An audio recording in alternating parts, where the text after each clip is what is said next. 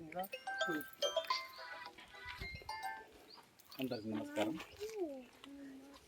మొదటిగా ఈరోజు భారతరత్న మరియు రాజ్యాంగ రచయిత బిఆర్ అంబేద్కర్ గారి విగ్రహ ప్రతిష్టానికి భూమి పూజకు ఇచ్చేసిన గ్రామ ప్రజలకు, ముఖ్య అతిథి సంజయ్ గారికి మరియు రామన్ రెడ్డి గారికి, మాజీ సర్పంచ్, ఉన్న సర్పంచ్ వాళ్ళ కార్యవర్గాలు, గ్రామ పెద్దలందరికీ నమస్కారం చెప్తూ, ముఖ్యంగా బిఆర్ అంబేద్కర్ అంటే కొందరి వాడు అని చిత్రీకరించడం జరిగింది. అంబేద్కర్ అనేది కొందరి వాడుగా అందరి వాడని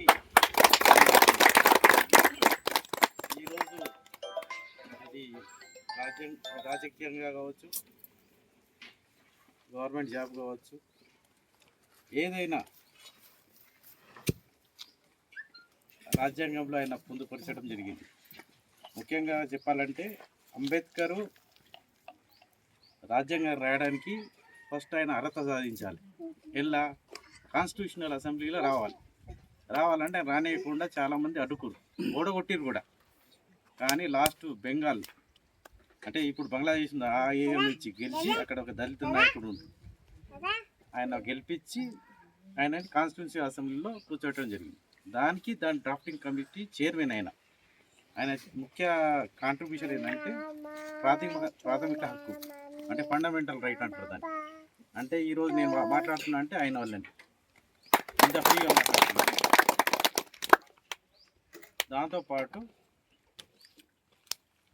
ఆయన లేబర్ మినిస్టర్ ఉన్నప్పుడు లేబర్ లా తీసుకొచ్చాడు, 8 గంటలే పని చేయాలని. ప్లస్ తర్వాత రిజర్వేషన్, ముఖ్యంగా ఈరోజు ఎంపీలు కానీ ఎమ్మెల్యేలు ఎస్సీ ఎస్టీలు ఉన్నారంటే ఆ వర్గానికి ఒక ప్రాతినిధ్యం ఉండాలి చట్టసభలో అనే ఉద్దేశంతో వాళ్ళ వాయిస్ వినిపించడానికి ఉండాలని రిజర్వేషన్ కల్పించడం జరిగింది. అట్లనే సర్పంచ్లు, మిగతా ఎంపీటీసీలు, జట్లందరికీ రిజర్వేషన్ కలిగింది. ఈరోజు మాట్లాడుతున్నా అంటే ఆయన పుణ్యమే. ఎందుకంటే ఆ రిజర్వేషన్లోనే జాబ్ సంపాదించిన, ఆ రిజర్వేషన్తోనే నేను ఈరోజు ఈ హోదాన్ని అనుభవిస్తున్నా. కాబట్టి ఆయనకు నేను పాదాభివందనాలు తెలుపుతున్నాను. మరియు ఆయన విగ్రహాన్ని ఇక్కడ ప్రతిష్టానికి ముఖ్య కారణం ఏంటంటే ఆయన చూసి ఆదర్శం తీసుకొని గ్రామ ప్రజలు ముందుకెళ్ళాలి. ఆయన విగ్రహం చూస్తారు కదా మీరు, చూపిస్తారు అంటే నువ్వు ముందు వెళ్ళు అని అర్థం అనమాట. దాని అర్థం ఏంటంటే నేను దారి చూపించినా మీరు ఆ దారిలో వెళ్ళమని ఆయన సూచిస్తున్నాడు. కాబట్టి ఈరోజు అంబేద్కర్ విగ్రహాన్ని ఇక్కడ ప్రతిష్ఠించడం చాలా సంతోషం ఉంది. ఇంకా 30 రోజుల్లో విగ్రహంని మనం 14వ తారీఖు, వచ్చే నెల 14వ తారీఖు ప్రతిష్ఠ చేసుకుంటాం. ఆ రోజు ఇంకొక మాట్లాడతాం. జేబీ మా బొమ్మరి గ్రామ ప్రజలందరికీ పాదాభివందనాలు తెలియజేస్తూ